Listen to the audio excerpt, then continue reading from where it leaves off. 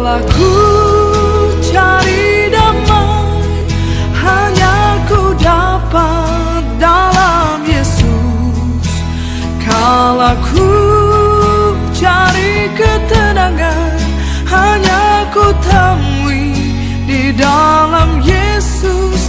Tak satu pun dapat menghiburku, tak seorang pun dapat menolongku. Hanya Yesus jawaban hidupku.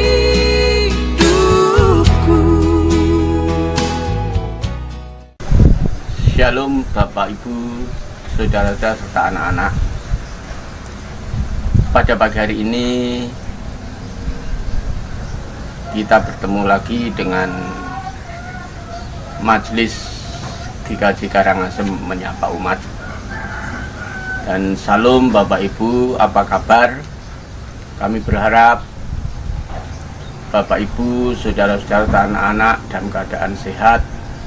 Dan kami selalu berdoa semoga Bapak Ibu terus semangat di dalam mengikut Tuhan. Pagi hari ini Majelis Menyapa akan membawakan tema mengapa orang benar menderita. Tapi sebelum kita membaca sabda Tuhan, marilah kita berdoa terlebih dahulu memohon terang Roh Kudus. Kita berdoa. Bapa, kami mengucap syukur atas karunia-Mu selama di dalam kehidupan kami ini. Engkau selalu menjaga kami, melindungi kami, juga memberkati kami, serta menuntun kami di dalam jalan-jalan-Mu yang benar. Pagi hari ini kami akan mendengar sabda-Mu yang menyapa kami untuk menguatkan iman percaya kami kepadamu. Berfirmanlah, kami siap mendengarkan. Amin. Firman Tuhan pada pagi hari ini terdapat di dalam kitab Ayub 10 ayat yang pertama dan yang kedua. Ayub 10 pertama yang kedua, demikian firman-Nya. Apakah maksud Allah dengan penderitaan?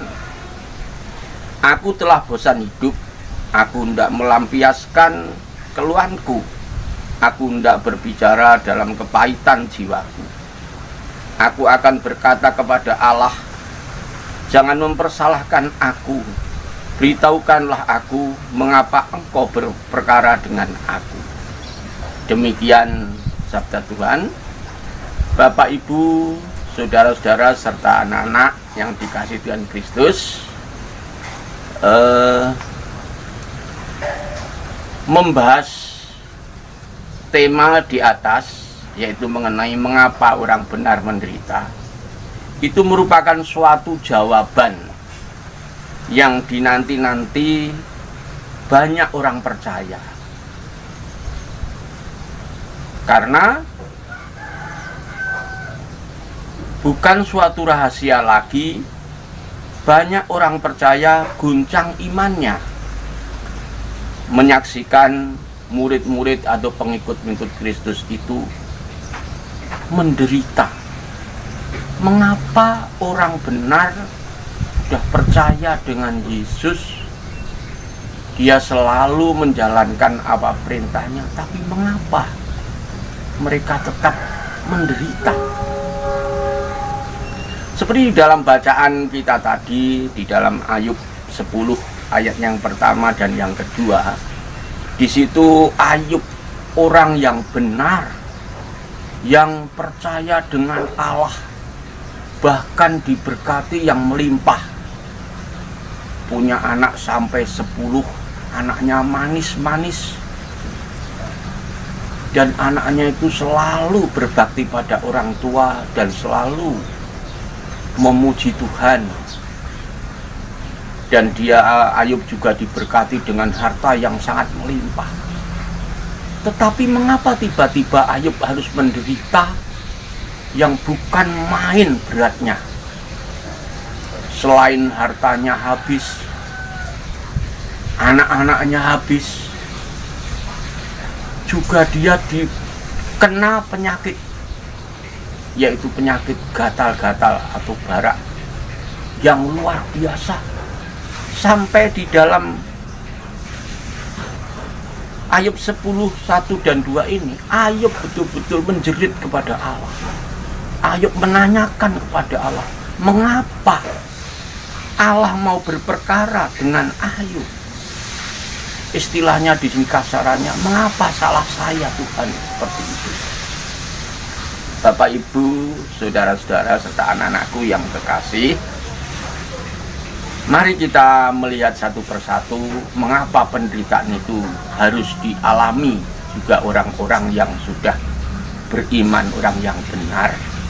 Yang pertama, bahwa suatu penderitaan itu menimpa semua orang tanpa pengecualian. Jadi penderitaan itu akan menimpa semua orang tanpa pengecualian. Baik itu orang benar, baik itu orang yang tidak benar, baik itu yang berpangkat, atau orang yang rakyat jelata, itu semua pasti akan mengalami suatu penderitaan. Ya, seperti itu. Mengapa bisa begitu? Karena kita berada dalam dunia yang ada di bawah kuasa si jahat. Jadi semua orang ini hidup di dunia di bawah kekuasaan yang ada di bawah kuasa si jahat. Mengapa dunia ini di bawah kuasa si jahat? Karena mula-mula dunia ini telah jatuh dalam dosa. Itulah yang menyebabkan dunia ini istilahnya kena kutuk dari Allah. Karena telah berbuat dosa awalnya itu. Sehingga di dalam dunia ini boleh dikatakan kita harus berjuang.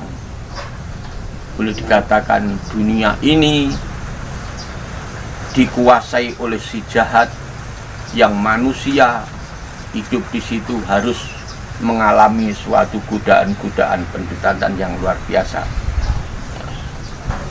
Lalu orang benar di dunia ini seperti domba di tengah-tengah serigala. Kalau orang yang jahat justru malah tidak di tengah-tengah serigala, tetapi orang yang benar bagaikan seekor domba hidup di tengah-tengah serigala. Bapak Ibu semua pirsa bahwa serigala itu hidupnya berkelompok, dan serigala itu adalah suatu binatang yang buas. Dia pemakan daging, sehingga dengan gigi-giginya yang runcing dan cakarnya yang kuat itulah serigala bisa merobek-robek daging apapun, sekeras apapun, bisa dirobek dengan taringnya yang begitu kuat. Ya. Maka dari itu, seekor domba itu melambangkan orang yang benar, orang yang lemah. Domba itu lemah, tidak mempunyai suatu kekuatan, tidak mempunyai senjata seperti yang lain. Dia hidup di kelompok serigala-serigala itu, dikelilingi. Sewaktu-waktu akan mencengkram, akan menggigit, mengoyak-oyak semua daging yang ada di dalam domba itu. Jadi orang benar bagaikan domba hidup di tengah-tengah kerumunan serigala. Itu yang pertama. Yang kedua, penderitaan diizinkan Tuhan untuk membuat manusia bergantung sepenuhnya kepadanya. Jadi penderitaan itu diizinkan oleh Allah supaya manusia itu bergantung sepenuhnya kepada Allah. Ya. Jadi seperti Ayub tadi, Allah mengizinkan Ayub itu orang yang benar, yang disayang oleh Allah, tetapi menderita. itu atas izin Allah. Mengapa? Supaya Ayub itu hidupnya sepenuhnya bergantung kepada Allah. Karena kalau orang itu tanpa mengalami suatu penderitaan, dia bisa menjadi sombong, dia bisa menjadi tinggi diri, seakan-akan dialah yang paling berkuasa, dialah yang paling segala-galanya. Untuk itu Allah pun mengizinkan suatu penderitaan menimpa orang yang benar itu. Hanya dengan bergantung pada Tuhan, manusia akan tertolong dalam segala segi kehidupannya, baik itu materinya, baik itu keberhasilannya dalam karir dan sebagainya, dan keselamatan hidupnya. Hanya bergantung kepada Allah, semua akan tertolong, baik materi, keberhasilan, dan keselamatannya. Yang ketiga, penderitaan bagian teladan yang ditinggalkan oleh Kristus bagi orang benar.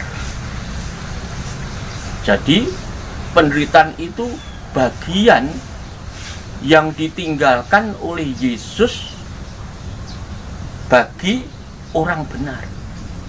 Karena Kristus sendiri, Allah yang menjadi manusia itu harus menderita. Dia harus dicaci maki, hidupnya harus dimusuhi banyak orang. Sehingga kita pun sebagai pengikut Kristus, kita harus juga ikut memikul salib Kristus itu. Kita ikut istilahnya kena imbasnya itu. Nah, jadi penderitaan itu bagian teladan dari Kristus bagi orang yang benar. Yang keempat, penderitaan membuat manusia mengoreksi diri. Nah, dengan adanya penderitaan itu, manusia bisa mengoreksi diri. Nah, contohnya seperti anak yang terhilang. Begitu dia mendapatkan warisan dari orang tua yang begitu melimpah, begitu banyaknya, dia langsung hidup berpoya-poya, dihambur-hamburkan, hidup bersama dengan perempuan-perempuan yang tidak benar. Dia main judi, juga minum-minum dan sebagainya. Dia lupa diri bahwa seakan-akan dunia itu milik dia sendiri. Dihamburkan. Setelah dia mengalami suatu kebangkrutan, semua hartanya habis untuk senang-senang, itulah dia sampai menjadi penjaga babi. Bahkan dia sampai makan makanan babi itu dimakan. Karena apa? Sudah tidak punya makanan untuk dimakan. Dia sangat menderita. Yang tadinya dia poya-poya, sekarang harus hidup menderita sampai makan makanan babi. Tapi begitu dia sadar, dia ingat bahwa orang tuanya jauh di sana, itu orang kaya raya, banyak sekali pembantu-pembantunya itu yang hidupnya lebih enak daripada dia yang sekarang sedang menderita. Maka dia ingat orang tuanya itu, dia sadar, aku akan bertobat, akan mohon maaf, mohon ampun pada orang tua. Bahkan saya dianggap sebagai budaknya pun saya bersedia. Setelah sadar, dia pulang kembali. Jadi penderitaan itu membuat orang menjadi koreksi diri, mengoreksi dirinya, sehingga akan kembali ke jalan yang benar. Bapak, Ibu, saudara-saudara, serta anak-anak yang dikasih Tuhan. Nah, sekarang bagaimana caranya kita menghadapi penderitaan itu? Apakah kita langsung lari ke barbar, kita langsung marah-marah dengan situasi yang ada, semua disalahkan? Biasanya orang kalau sedang susah, orang sedang menderita, apa yang ada di sekelilingnya itu serba salah. Orang lain tidak apa-apa disalahkan. Gara-gara dia, gara-gara mereka. Sekarang ada COVID, salahkan COVID lagi. Dengan keadaannya COVID ini saya menderita dan sebagainya. Jadi bagaimana caranya menghindari atau melepaskan diri dari penderitaan itu? Bukan kita menyalah-nyalahkan orang lain, bukan kita langsung marah-marah, tetapi marilah kita menjalankan yang pertama, yaitu mengucap syukur. Jadi mengucap syukur kepada Allah.